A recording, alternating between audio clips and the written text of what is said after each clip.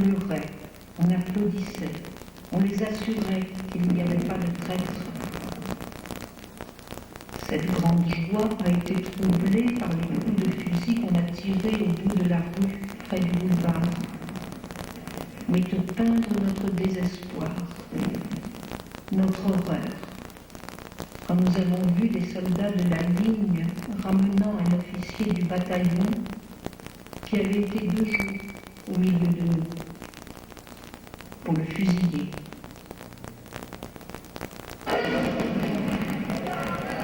Aujourd'hui, qu'est-ce qui se passe ici? On est en train de renforcer les barricades, ça ne va pas y aller, faut marcher ou mourir, on va on va sauver la commune, on va fusiller tous les fraternels et les lâches, c'est notre droit, notre devoir pour sauver la République.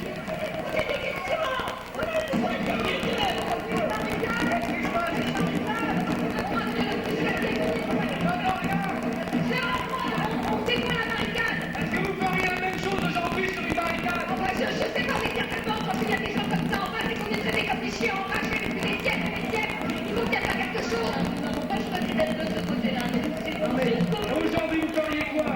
Aujourd'hui, vous n'êtes pas jusqu'à là aujourd'hui, quoi. Est-ce que vous pensez qu'il y a encore une place pour une utopie aujourd'hui? Pas pour une utopie, pour une réalité, parce que c'est une réalité. C'est pas une utopie.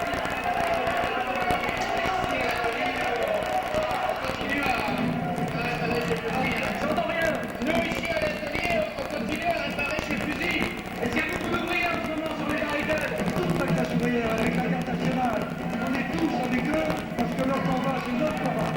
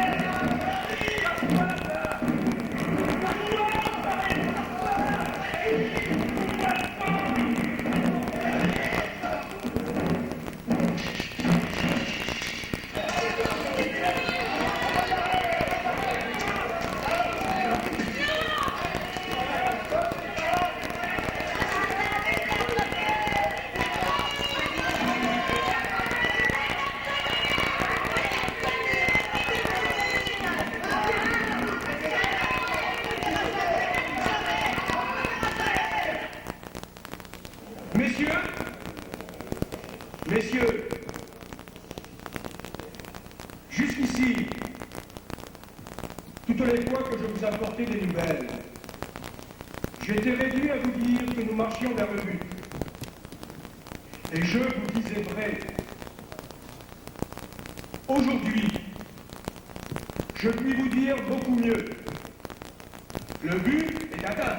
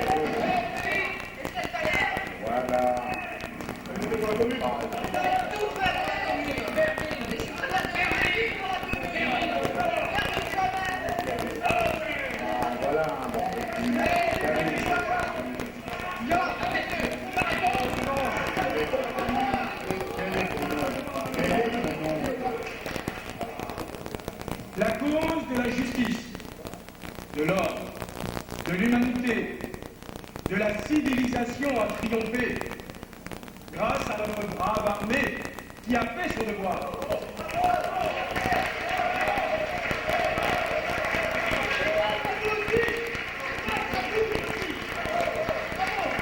Général en chef, commandant de corps, généraux de division, officiers de tout grade, les soldats, surtout, tout le monde a fait son devoir, pleinement.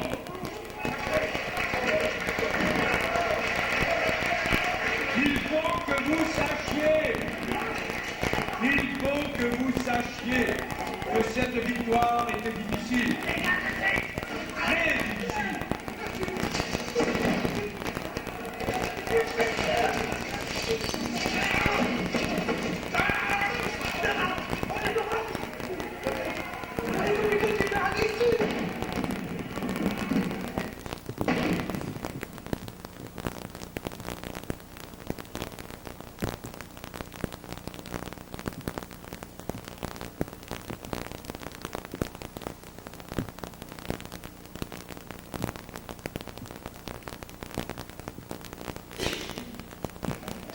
Hommes qui sont employés avec les premiers généraux de la France. Nos vaillants soldats se conduisent de manière à inspirer la plus haute estime, la plus grande admiration à l'étranger qui nous l'a témoigné.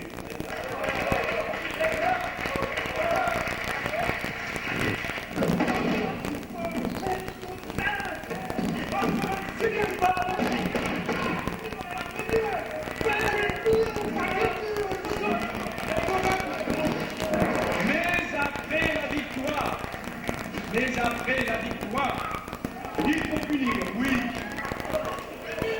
Il faut punir légalement, mais implacablement.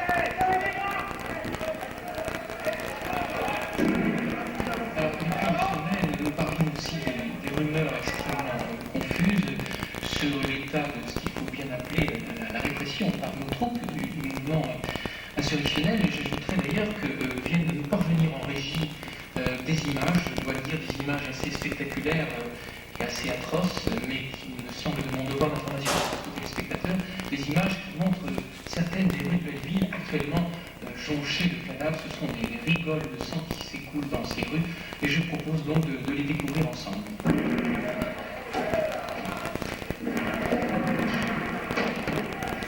Je ne le souhaite pas, je certain que l'on ne montre pas aux téléspectateurs des images qui sont par définition des images qui font appel à leurs sentiments, à leurs instincts les plus bas. Il y a là une sorte de voyeurisme ignoble. Je pense qu'il serait de très mauvais goût.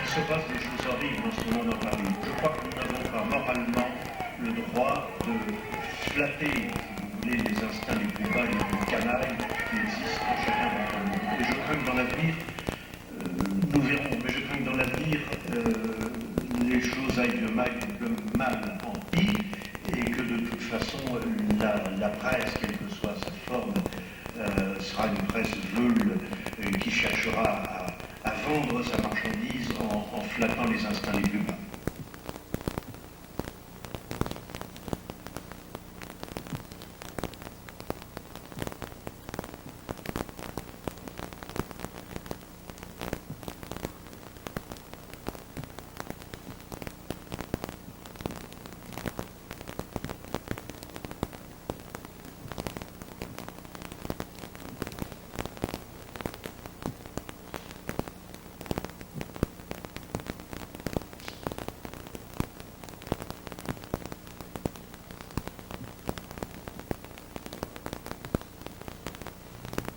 Mais si j'évoque ces images, c'est pour quand même attirer votre attention sur le fait que ce qu'il faut bien appeler un bain de sang risque de compromettre fortement les chances du nouveau régime. Quelle est votre opinion là-dessus? Est-ce que M.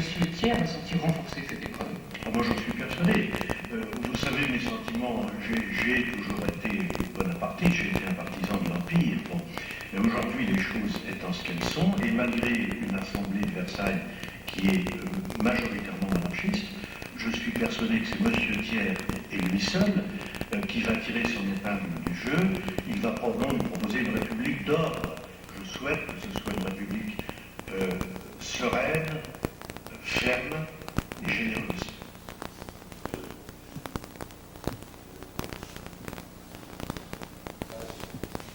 Je veux oublier tout ça. C'est absolument atroce.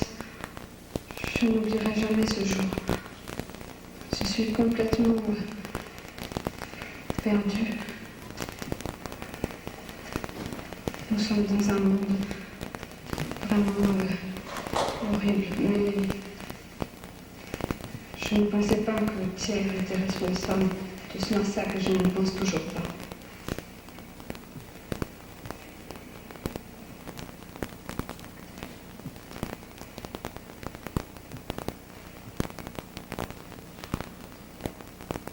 Moi, j'ai tenu un rôle dans le film de bourgeoise, enfin de haute bourgeoise, versaillaise par idéologie, et qui bien sûr pensait que tous ceux qui sont coupables, responsables d'une guerre civile sont des criminels. Et que d'autre part, le mépris des institutions, dans le fait que les communards, par exemple, finalement, ont refusé les élections, etc., est quelque chose de très grave. Donc j'ai dû prendre des positions extrêmement radicales dans le film. Cependant, aujourd'hui, je pense que ce qui se passait en 1871 et ce qui se passe aujourd'hui, c'est un peu la même chose dans le sens qu'il y a une urgence nécessaire d'un nouveau contrat social. Et que, comme en 1871, aujourd'hui, nous pensons que le rôle de l'économie, la prépondérance du marché a un prix, et que c'est normal qu'il y ait des gens qui payent ce coût. Alors que je pense que, comme au temps de la Commune, les gens veulent et voulaient, ce que les gens veulent, c'est de la dignité et de l'équité. Voilà ce que j'avais à dire. La semaine sanglante a duré 5 jours. Pendant 5 jours, on a assisté à une boucherie humaine. Moi, dans le film, on m'a demandé de donner corps, de donner de la chair à un personnage qui serait hostile à la Commune. Donc, je l'ai fait, j'ai crié à l'assassinat, j'ai crié il faut tous les tuer. Mais je pense que c'est grâce à la Commune qu'on était arrivé à avancer dans toute idée de démocratie, d'affinement de la démocratie dans ce qu'elle peut avoir de plus concret, de lutte contre l'inégalité sociale, contre l'exclusion. Et aujourd'hui on a encore des exclus, on a encore beaucoup d'inégalités sociales, mais on sait mettre des mots là-dessus, au moins on sait ce que ça veut dire, ce que ça recouvre, et tout ça c'est grâce au communat, je crois, j'en suis persuadée. Je trouve scandaleux l'armée, le charnier qu'ils ont fait à Saint-Jacques, où ils ont enterré des gens vivants. Je trouve inadmissible les atrocités de Bavre à la cour martiale du Châtelet, la cruauté de Gallifet sur les prisonniers, ainsi que les massacres de la Crotelle, où les blessés ont été massacrés à l'hôpital Saint-Sulpice. J'ai honte pour l'armée, j'ai honte pour mes frères.